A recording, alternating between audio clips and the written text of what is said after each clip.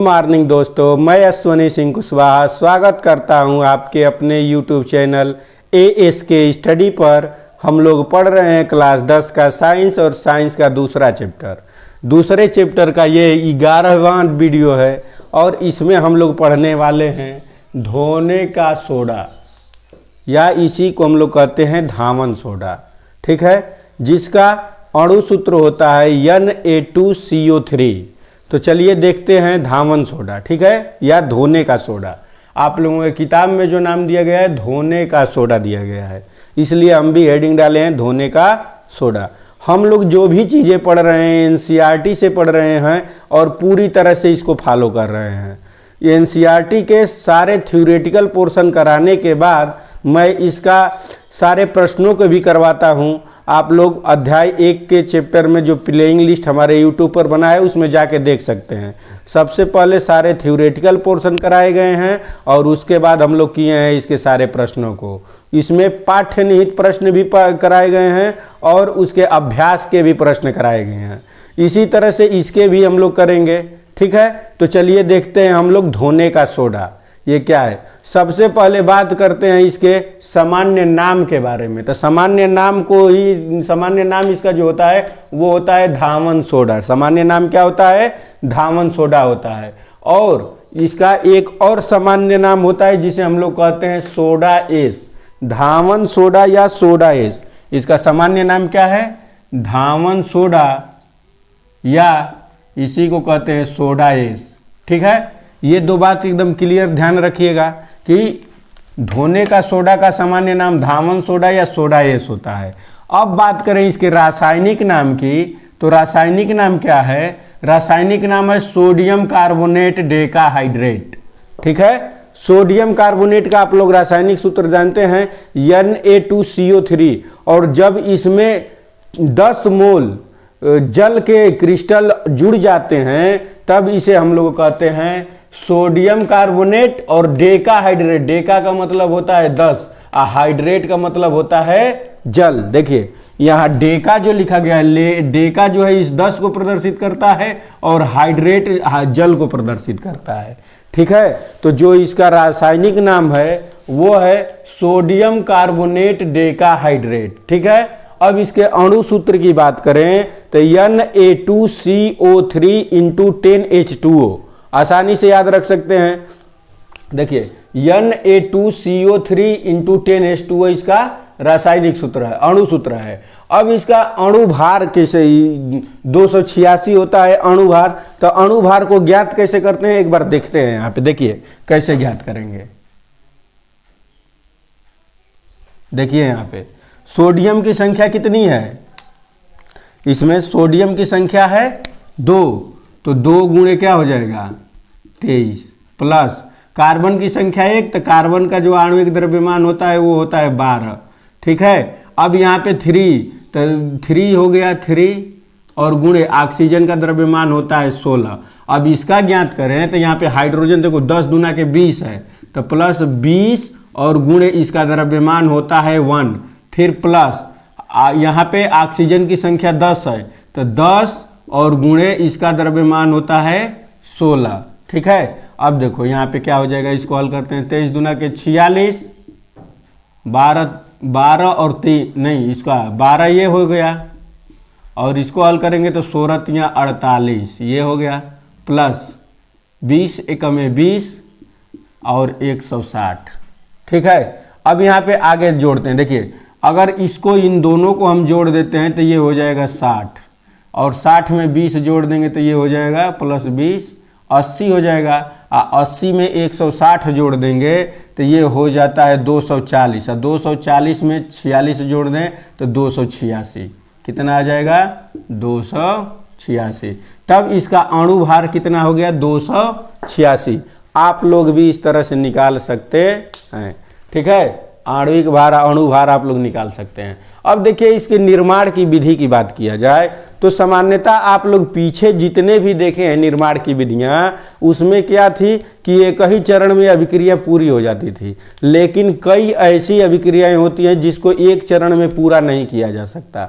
तो सामान्यतः हम लोग धोने का सोडा या धामन सोडा को बनाने के लिए जिस विधि का इसमें प्रयोग किया गया, इसमें 2 चरण हैं।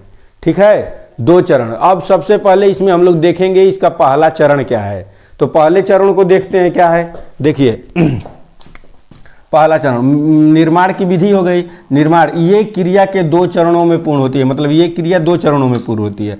पहला देखते हैं, निर्जल सोडियम बाइकार्बोनेट।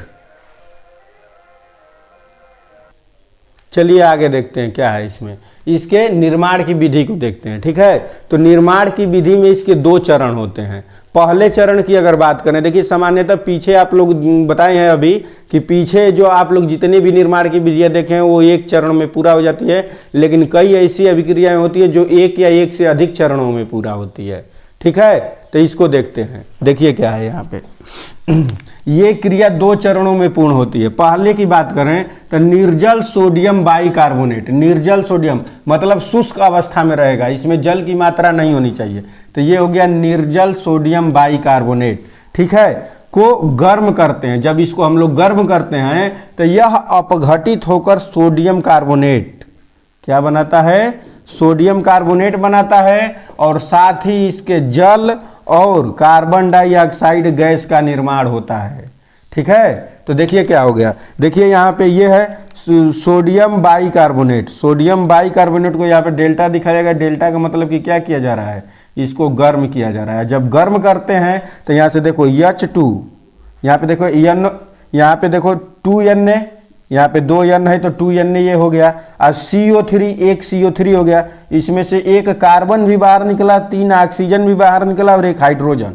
ठीक है, तो देखिए 1 हाइड्रोजन नहीं, देखो यहाँ पे 2 हाइड्रोजन बाहर निकला, 2 हाइड्रोजन बाहर निकला, और यहाँ पे 2 हाइड्रोजन बाहर निकला, 1 कार्बन बाहर निकला, और यहाँ पे 3 ऑक्सीजन बाहर निकलता है। 1 ऑक्सीजन H2O में चला जाता है और 1 ऑक्सीजन CO2 में चला जाता है। ठीक है, तो देखिए सोडियम बाइकार्बोनेट को जब हम लोग गर्म करते हैं तो सोडियम कार्बोनेट का निर्माण करता है, जल का निर्माण करता है, और कार्बन डाइऑक्साइड का निर्माण करता है।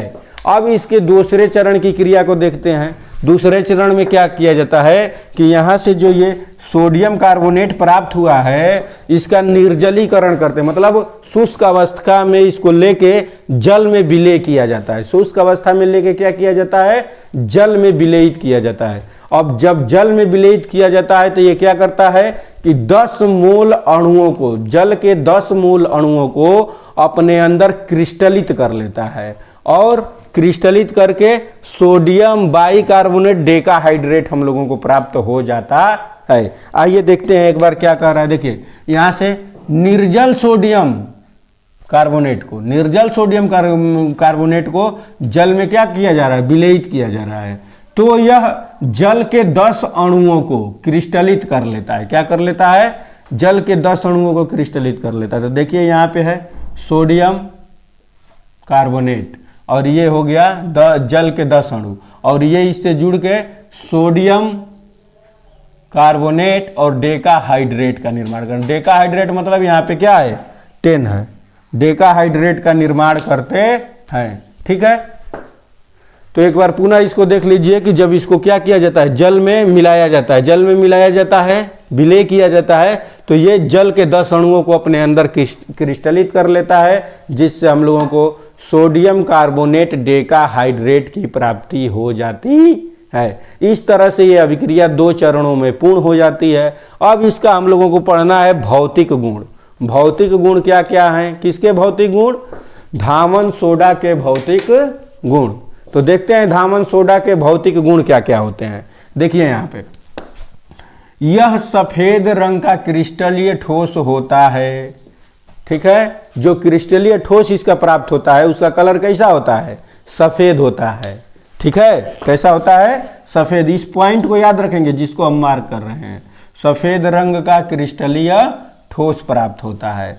ठीक है, और इसका गलनांक बहुत उच्च होता है, मतलब इसको द्रव में बदलने के लिए, ठोस से द्रव में बदलने के लिए एक टेम्परेचर की आवश्यकता होती है, और वह टेम्परेचर होता है 850 डिग्री सेंटीग्रेड। जब सोडियम कार्बोनेट डेकाहाइड्रेट को हम लोग 850 डिग्री सेंटीग्रेड पर गर्म करेंगे तब ये द्रवित अवस्था में प्राप्त होता है। ठीक है, आगे देखते हैं अगला पॉइंट। तो यहाँ पे गलनांक को आप लोग इसका याद कर लेंगे, गलनांक कितना है 850 डिग्री सेंटीग्रेड। ठीक है, अब देखिए यह जल में विलय के पश्चात ऊष्मा उत्पन्न करता है। जब इसको जल में हम लोग घोलते हैं ना तो जल गर्म हो जाता है, उबलने लगता है, मतलब ऊष्मा उत्पन्न करता है जल में। मतलब कह सकते हैं कि यह एक ऊष्माक्षेपी अभिक्रिया है। ऊष्माक्षेपी अभिक्रिया किसे कहते हैं? वह अभिक्रिया जिसको कराने के बाद हमें ऊष्मा की प्राप्ति होती है या ऊष्मा उत्सर्जित होती है, उसे हम लोग कहते हैं ऊष्माक्षेपी अभिक्रिया। तो यह एक ऊष्माक्षेपी अभिक्रिया, जब इसको जल में क्या करेंगे, विलय करेंगे तो ये ऊष्मा उत्पन्न करता है और जल में विलयित हो जाता है। आगे देखिए, निर्जल सोडियम कार्बोनेट चूर्णित अवस्था में होता है। निर्जल सोडियम कार्बोनेट की बात कर रहा है, उसमें उसका क्रिस्टलन जल 10H2O नहीं है, तो उस अवस्था में ये चूर्णित मतलब चूरे के आकार का पाया जाता है। जैसे चूरा छोटे छोटे टुकड़े में होता है ना, वैसे ही उस अवस्था में ये हम लोगों को प्राप्त होता है। अगला पॉइंट देखते हैं, इसके जलीय विलयन की सांद्रता को बढ़ाने पर सोडियम कार्बोनेट के क्रिस्टल प्राप्त होते हैं। ठीक है, तो देखिए जल में जब इसकी सांद्रता बढ़ाते हैं, जैसे जल में घोलने लगे, इसको सांद्रता बढ़ाने का मतलब क्या, एक निश्चित मात्रा में जल ले लिए और उसमें सोडियम कार्बोनेट को घोलना शुरू किए। घोलते जाइए, ज़्यादा उसमें मतलब मिलाते जाना है, वो घुलता जाएगा। तो जितना अधिक मात्रा में मतलब उसकी सांद्रता बढ़ती जा रही है, सांद्रता जितना बढ़ेगी वो क्रिस्टलित कार्बोनेट के क्रिस्टल प्राप्त हो जाते हैं, मतलब कार्बोनेट के क्रिस्टल प्राप्त होने लगते हैं, सोडियम कार्बोनेट के क्रिस्टल प्राप्त होते हैं। ठीक है, अब जो इसका नेक्स्ट टॉपिक हम लोगों को पढ़ना है अब इसकी अगली हेडिंग की बात करते हैं, रासायनिक गुणधर्म। तो रासायनिक गुणधर्म बात करेंगे किसके, धोने का सोडा या धावन सोडा का। रासायनिक गुणधर्म क्या क्या है तो इसको देखते हैं। तो रासायनिक गुणधर्म में हम लोग बस एक ही पढ़ना है, इसमें ऊष्मा का प्रभाव। क्या पढ़ना है? ऊष्मा का प्रभाव। देखिए सोडियम कार्बोनेट डेकाहाइड्रेट को जब शुष्क वातावरण में रख देते हैं, मतलब जहाँ थोड़ी गर्मी अधिक हो, जहाँ नमी की मात्रा कम हो और शुष्क वातावरण हो, मतलब वायु शुष्क हो, वैसे जगह पे इसको रख देते हैं तो क्या होता है कि इसके 9 जल के अणु बाहर निकल जाते हैं और बच जाता है सोडियम कार्बोनेट मोनोहाइड्रेट बच जाता है।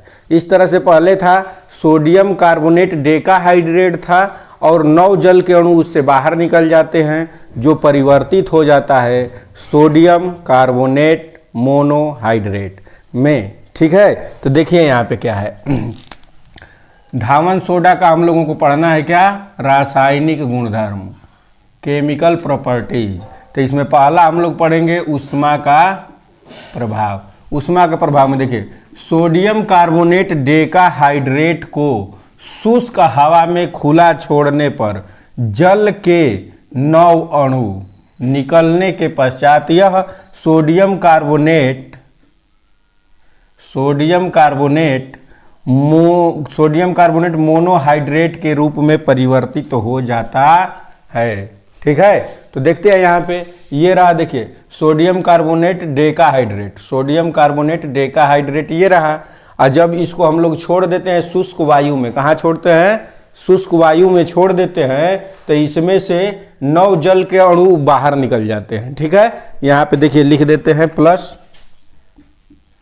9H2O बाहर निकल जाता है और यहाँ पे क्या बच जाता है, एक H2O इसके अंदर रह जाता है, तो इसका नाम हो जाता है सोडियम कार्बोनेट मोनोहाइड्रेट। ठीक है, अब बात करते हैं इसके आगे की। आगे क्या होता है, जब सोडियम कार्बोनेट मोनोहाइड्रेट को हम लोग पुनः इसको उच्च ताप पर गर्म करते हैं, मतलब अधिक ताप पर गर्म करते हैं, तब क्या होता है कि ये वाला जल भी इससे बाहर निकल जाता है, क्रिस्टलित जल जो है वो भी उससे बाहर निकल जाता है, तब हम लोगों को प्राप्त होता है सोडियम कार्बोनेट। ठीक है, तो देखिए इसका क्या लिखा गया है, निर्मित मोनोहाइड्रेट को अधिक गर्म करने पर यह निर्जल सोडियम कार्बोनेट Na2CO3 में परिवर्तित हो जाता है। क्या होता है कि निर्मित मोनोहाइड्रेट को अधिक गर्म करने पर, गर्म करना है हम लोगों को, अधिक ताप चाहिए उसको, तब ये होगा। अधिक ताप पर क्या हो जाएगा, निर्जल सोडियम कार्बोनेट में ये परिवर्तित हो जाता है। तो देखिए इसकी अभिक्रिया देखते हैं। अभिक्रिया क्या है, यहाँ पे देखिए, ये है Na2CO3 और इंटू H2O, ये है सोडियम कार्बोनेट मोनोहाइड्रेट। क्या है, सोडियम कार्बोनेट मोनोहाइड्रेट। और जब इसको अधिक गर्म करते हैं, क्या करते हैं, अधिक गर्म करते हैं, तो ये परिवर्तित हो जाता है सोडियम कार्बोनेट में। किस में परिवर्तित हो जाता है, सोडियम कार्बोनेट में परिवर्तित हो जाता है। और इसमें जो एक जल का अणु क्रिस्टलित रूप में मौजूद है वो बाहर निकल जाता है। ठीक है, अब देखते हैं आगे इसके उपयोग क्या क्या है। उपयोग में एक एक नंबर के भी प्रश्न बहुत सारे पूछते हैं। इस तरह से पूछ लेगा कि धावन सोडा का प्रयोगशाला में किस रूप से प्रयोग किया जाता है। तो यहाँ पे देखिए, प्रयोगशाला में अभिकर्मक के रूप में इसका प्रयोग किया जाता है। धावन सोडा का प्रयोगशाला में जो उपयोग है वो अभिकर्मक के रूप में किया जाता है। ठीक है, अब देखिए, कागज, कांच तथा बोरेक्स उद्योग में, मतलब कांच बनाते हैं तो उस उद्योग में इसका प्रयोग होता है धावन सोडा का। कागज बनाया जाता है तो उस उद्योग में भी इसका प्रयोग होता है। और बोरेक्स के निर्माण में भी क्या किया जाता है, इसका प्रयोग किया जाता है। बोरेक्स लाल दवा जिसे आप लोग कहते हैं, ठीक है ना, तो इसके निर्माण में भी इसका प्रयोग किया जाता है धावन सोडा का। ठीक है, अब आगे देखते हैं। अगला है पेट्रोलियम तथा धातु के शोधन में। पेट्रोलियम खनिज, पेट्रोलियम जो धरती से निकाला जाता है उसमें सभी प्रकार के डीजल, पेट्रोल, मिट्टी का तेल सब एक ही में मिश्रित रहता है। उसके शोधन में, मतलब सबको अलग अलग करने में धावन सोडा का प्रयोग किया जाता है। ठीक है, और धातु के शोधन में, जैसे नीचे से खनिज पदार्थ निकाले जाते हैं। खनिज पदार्थ में क्या होता है, एल्यूमिनियम का बॉक्साइट होता है, आयरन का मिलता है, सब मिश्रित धातु एक साथ रहती हैं। उन लोगों के शोधन में भी इसका प्रयोग किया जाता है धावन सोडा का। ठीक है, अब आगे देखते हैं। अगला टॉपिक, आग बुझाने वाले यंत्रों में भी इसका प्रयोग होता है। आग बुझाने वाले यंत्रों में इसका इसलिए प्रयोग होता है क्योंकि इससे कार्बन डाइऑक्साइड गैस बाहर निकलती है। और कार्बन डाइऑक्साइड गैस क्या करती है कि आग बुझाने में सबसे सहायक होती है। ठीक है, आगे देखते हैं। धातु कार्बोनेटों के निर्माण है। कोई भी धातु है उससे कार्बोनेट को बनाना है तो सोडियम कार्बोनेट डेकाहाइड्रेट से उसकी क्रिया कराइए तो वो धातु का कार्बोनेट का निर्माण कर देता है। अब आगे देखिए, कांच के बर्तनों से चिकनाई को दूर करने में। ठीक है, कांच के बर्तनों से चिकनाई को दूर करने में, जैसे आप लोग जाते होंगे तो विम बार साबुन खरीद के लाते हैं और इससे बर्तन साफ किया जाता है। तो विम बार क्या करता है, विम बार में ये, इसीलिए इसका नाम है धोने का सोडा। मतलब ये क्या किया जाता है, बर्तन वर्तन धोने और कपड़े धोने में इसका यूज होता है। ठीक है, इसलिए इसका क्या नाम है, धोने का सोडा। और ये क्या करता है कि चिकनाई को घटाता है। जो हम लोगों की मैल होती है या कपड़े में जो मैल होती है वो तैलीय होती है, तेल जैसी होती है, और वो चिकनाहट हो गया, तेल जैसा हो गया, तो उसको हटाने में धावन सोडा का प्रयोग किया जाता है। तो ये भी कह सकते हैं कि इससे अपमार्जक बनाए जाते हैं, चाहे साबुन या सर्फ का निर्माण किया जाता है। अब आगे देखिए, बेकिंग पाउडर, पेंट, रंजक तथा सुहागा के निर्माण में। बेकिंग पाउडर बनता है, पेंट जो आप लोग खरीद के करते हैं किसी चीज पे, वो वाला पेंट है। रंजक मीन्स कलर, रंगों का निर्माण किया जाता है, तथा सुहागा का निर्माण इससे किया जाता है। ठीक है, ये सब पदार्थ इससे बनाए जाते हैं। जल की कठोरता को दूर करने में भी इसका प्रयोग किया जाता है। ठीक है, तो इतनी बातें आप लोग आसानी से समझ सकते हैं। अब बात यह है, किसी चीज को आप लोग जब पढ़ते हैं तो उसको घर जाके रिवीजन जरूर करना है। कहीं से पढ़िए लेकिन रिवीजन जब तक नहीं करेंगे तो वो चीजें आपके दिमाग में रहेंगी नहीं। तो आज की वीडियो यहीं तक, मिलते हैं नेक्स्ट वीडियो में। वीडियो अच्छा लगे तो इसे लाइक करें, शेयर करें और चैनल को सब्सक्राइब करें। तो मिलते हैं नेक्स्ट वीडियो में।